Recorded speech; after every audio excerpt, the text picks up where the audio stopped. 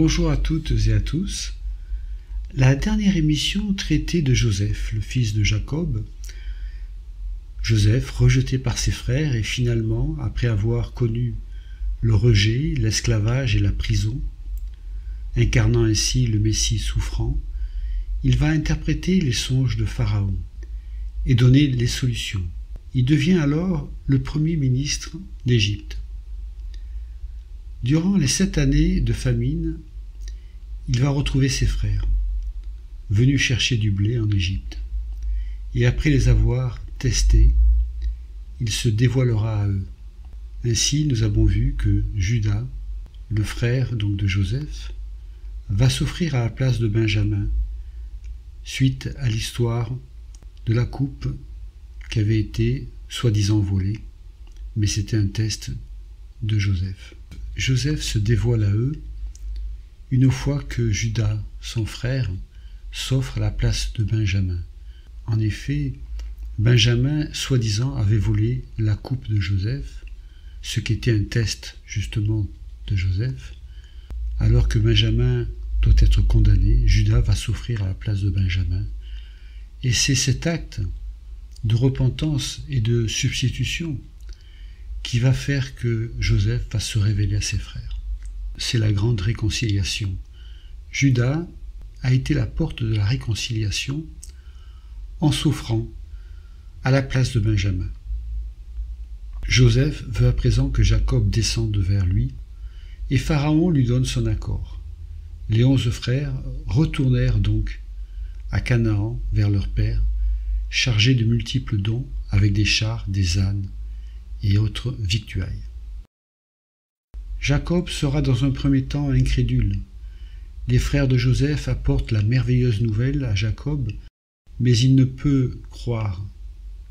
Il est écrit, « Ils remontèrent de l'Égypte, ils arrivèrent dans le pays de Canaan, auprès de Jacob leur père.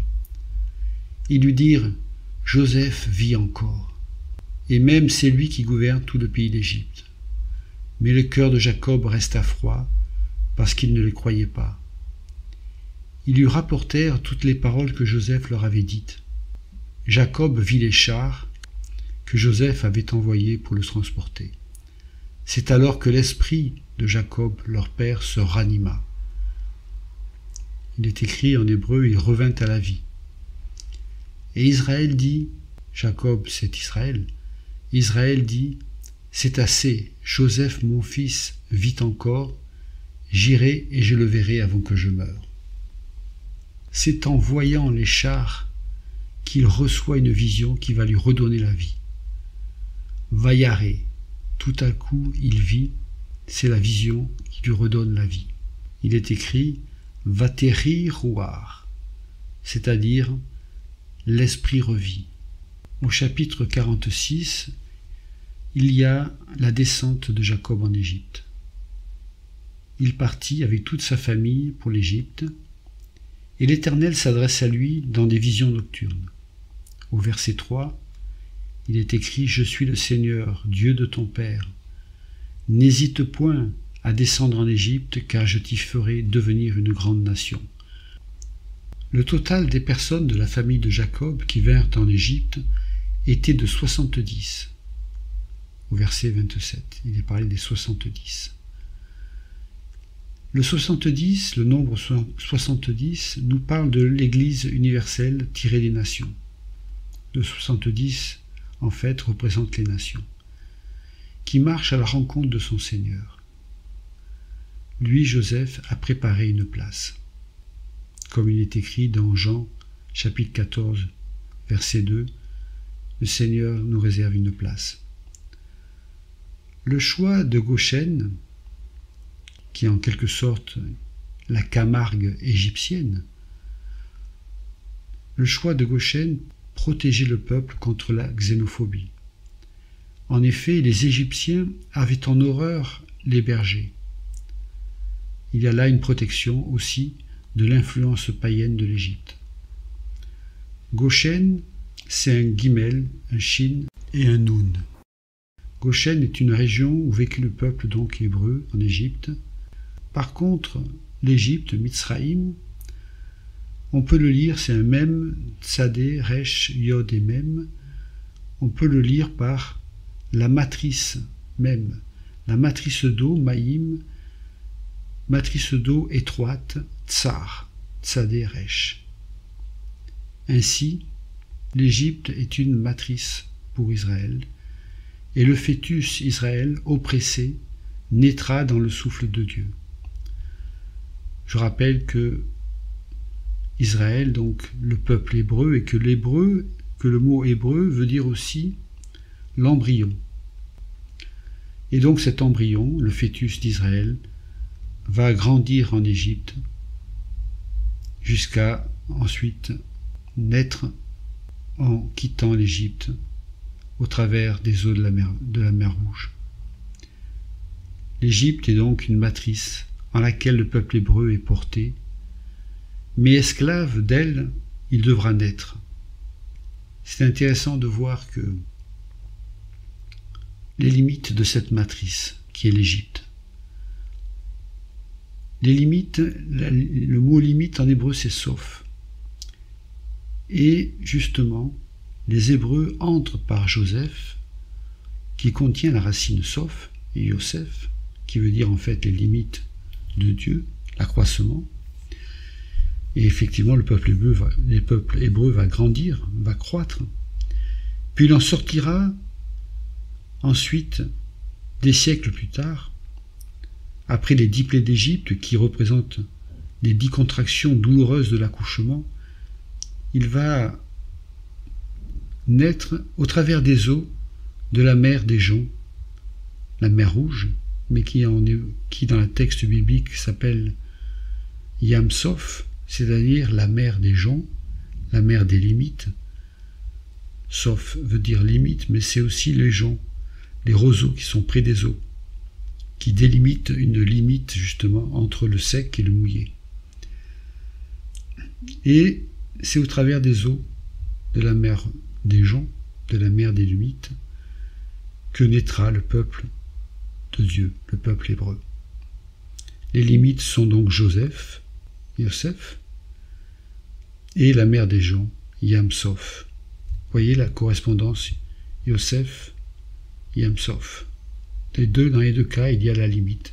C'est les limites justement de l'Égypte dans lequel va grandir le peuple hébreu. C'est entre ces deux limites, l'entrée par Joseph et la sortie par Yam Sof, que le peuple hébreu en Égypte va grandir, se multiplier, puis finalement naître au travers des eaux de la mer des joncs pour entrer dans le désert. Revenons à Joseph et à Jacob. Au chapitre 47, il est écrit que Jacob se retrouve devant Pharaon. En effet, Joseph présente Jacob à Pharaon. Et Jacob bénit Pharaon. Tandis que la famine fait rage en Égypte et ailleurs, Joseph nourrit sa famille et la population. Au verset 14, Joseph gagne l'Égypte pour Pharaon. Joseph était seigneur, et tous les Égyptiens lui donnèrent leur argent pour avoir du pain, pour avoir du blé. Joseph le recueillit pour la maison de Pharaon. Il recueillit leur argent pour la maison de Pharaon. Au verset 15 et 17, il est écrit que le peuple n'ayant plus d'argent, ils vinrent alors avec leurs troupeaux à Joseph, et Joseph leur donnait du pain. Au verset 19 et 20, l'année suivante, ils revinrent et se vendirent avec leurs terres. Ainsi le pays devient la propriété de Pharaon. Que peut-on comprendre? Est-ce que Joseph serait le fondateur d'une idéologie appelée le communisme? Certainement pas. La sagesse infinie de Dieu a conduit les événements de la sorte à cette époque. Chacun devait reconnaître que le seul moyen de vivre passait par Joseph. C'est le Sauveur, le Rédempteur. Chacun venait de son gré auprès de lui pour se donner comme esclave, comme serviteur, en lui vendant ses terres contre du pain. Ainsi, la dernière année, il recevait du blé, non seulement pour vivre, mais aussi la semence pour redémarrer les cultures. Dès lors, un nouveau principe de vie fut établi par Joseph. Bien que dans le fond tout appartienne à Pharaon, chacun pouvait dans l'avenir exploiter sa propriété comme il l'entendait, seulement il devait donner à Pharaon 1/5 des récoltes, tout le reste était pour eux. Heureux de cette nouvelle loi, ils dirent à Joseph « Tu nous sauves la vie ».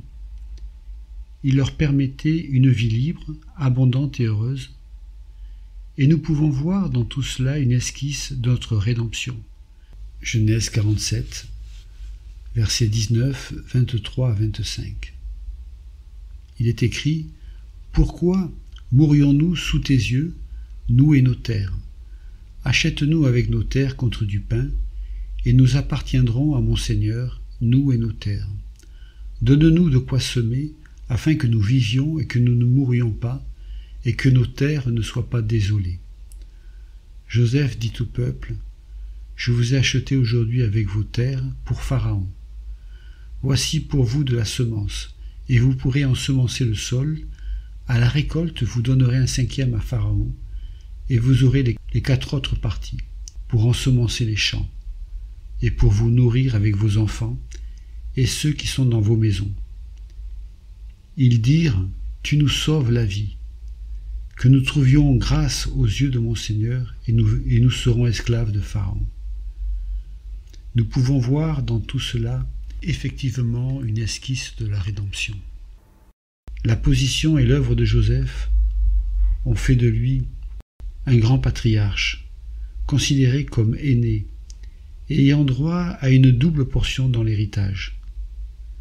La double portion de l'héritage est un privilège de l'aîné. Joseph, en effet, aura par la suite 2 tribus du nom d'Éphraïm et de Manassé. C'est la double portion. Quant à Jacob, il terminera sa course en vainqueur. Son nom se trouve dans le livre des Hébreux, chapitre 11, dans le Nouveau Testament. Il se trouve parmi les héros de la foi. Et Jésus associe Jacob avec Abraham, Isaac, à la table du royaume de Dieu, dans Matthieu 8, verset 11. Or, je vous déclare, il est écrit, je vous déclare que plusieurs viendront de l'Orient et de l'Occident et seront à table avec Abraham, Isaac et Jacob dans le royaume des cieux. Jacob mourut et entra dans son repos auprès de ses pères. Après 70 jours de deuil, un immense cortège le transporta au pays de Canaan. Il est écrit dans Genèse 50, verset 13, « Ils le transportèrent au pays de Canaan et l'enterrèrent dans la caverne du champ de Macpéla, qu'Abraham avait acheté d'Éphron, le Héthien, comme propriété sépulcrale, et qui est vis-à-vis de Mamré. Après la mort de son père, Joseph vécut encore 53 ans. Il fit jurer les fils d'Israël que ses eaux remonteraient en Canaan, et ce sera à Sichem, qui est actuellement la ville de Naplouse, en Cisjordanie. Sichem se trouve dans la vallée entre le mont Garizim et le mont Ébal, le lieu où le peuple d'Israël prononcera la bénédiction dans le mont Garizim et la malédiction dans le mont Ébal. Ainsi, au chapitre 50 se termine le livre de la Genèse, la mort de Jacob en Égypte, puis ce cortège immense qui se mit en mouvement pour le ramener en Canaan auprès de ses pères.